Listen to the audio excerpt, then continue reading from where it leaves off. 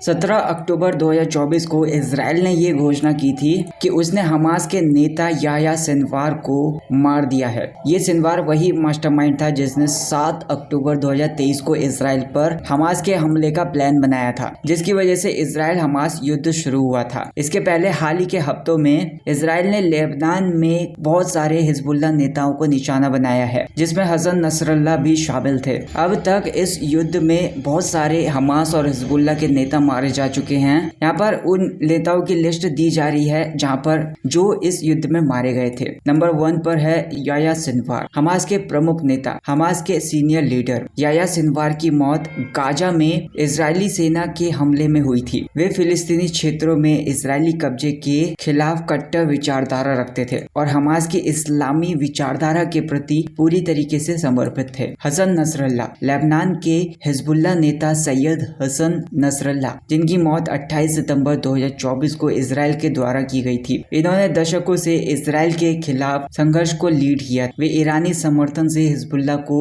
एक armed force में बदलने के पीछे मेन पर्सन थे। फतेह शरीफ, 30 सितंबर 2024 को इजरायली सेना ने घोषणा की थी कि उसने लेबनान में हमास के नेता फतेह शरीफ को मार दिया है। इजराइल लगातार ईरान बैक्ड मिलिट्री ग्रुप्स पर हमले कर रहा है। अली कराकी, हिजबुल्लाह के टॉप कमांडर्स में से एक अली कराकी की मौत नसरल्लाह की हत्या के दौरान हुई थी। इस हवाई हमले में एक अंडरग्राउंड बंकर में 20 से ज्यादा लड़ाके मारे गए थे। नबील कावुक, 28 सितंबर 2024 को नबील कावुक, जो हिजबुल्लाह के सेंट्रल काउंसिल के डेप्यूटी हेड थे, इजरायली हवाई हमले में मारे गए थे। मोहम्मद सुरूर हिजबुल्लाह के ड्रोन यूनिट के मेन थे और उनके लीडरशिप में हिजबुल्लाह ने इस युद्ध में पहली बार विस्फोटक और टोही ड्रोन का इस्तेमाल किया था। उन्होंने इजराइल के डिफेंस सिस्टम को चुनौती दी थी और मेन रूप से रॉकेट और मिसाइलों पर ध्यान केंद्रित कर रही थी। इब्राहिम कुबैसी हिजबुल्लाह के मिसाइल यूनिट के हेड थे। इजरायली सेना का दावा है कि उन्होंने सन 2000 में नॉर्दर्न बॉर्डर पर 3 इजरायली सैनिकों की किडनैपिंग और उनकी हत्या की योजना बनाई थी, जिनके शवों को बाद में एक प्रिजनर एक्सचेंज में वापस किया गया था। इब्राहिम अकील, जो हिजबुल्लाह के संचालन कमांडर थे, 20 सितंबर 2024 को इजरायली हमले में मारे गए थे। 1983 में बेरूत में हुए 2 ट्रक बम विस्फोटों में उनके सिर पर $7 मिलियन का इनाम था, जिसमें 300 से ज्यादा लोगों की मौत भी हुई थी। अहमद बहवी जो रेडवान स्पेशल फोर्सेस के ऑपरेशंस की देखरेख करते थे, 20 सितंबर को बेरूत के उपनगरों में इजरायली हमले में मारे गए थे। इस हमले में इब्राहिम अकील के साथ साथ बहुत सारे टॉप कमांडर्स भी मारे गए थे। फुआद शुक्र, जो हिजबुल्लाह के टॉप कमांडर्स में से एक थे, 30 जुलाई को इजरायली हमले में मारे गए थे। वे 1982 में ईरान के रिवॉल्यूशनरी गार्ड के द्वारा एस्टैब्लिश्ड हिजबुल्लाह के की मिलिट्री लीडर थे। मोहम्मद नासर, 3 जुलाई को इजरायली हवाई हमले में मारे गए थे। इजराइल का यह दावा था कि वे दक्षिण पश्चिमी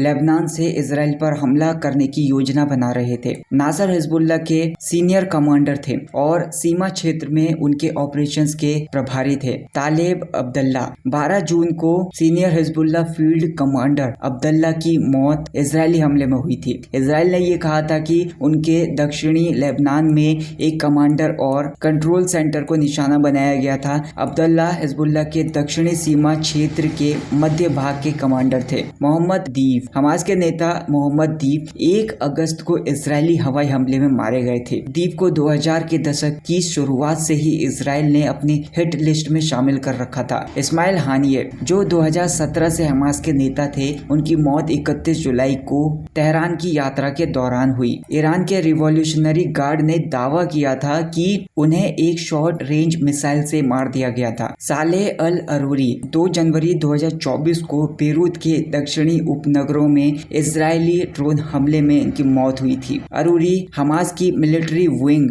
द कासम ब्रिगेड्स के फाउंडर थे। मरवान इस्सा, हमास के डेप्यूटी मिलिट्री कमांडर। मरवान इस्सा की मौत मार्च में इजरायली अटैक के द्वारा हुई थी। इजराइल ने यह कहा था कि वे दीप और सिनवार के साथ मोस्ट वांटेड पर्संस में से एक थे। इस तरीके से ये इजराइल हमास और इजराइल हिजबुल्लाह संघर्ष दोनों पक्षों के हाई रैंकिंग लीडर्स की मौत का परिणाम है, जो इस युद्ध के मेन पॉइंट्स में से एक हैं।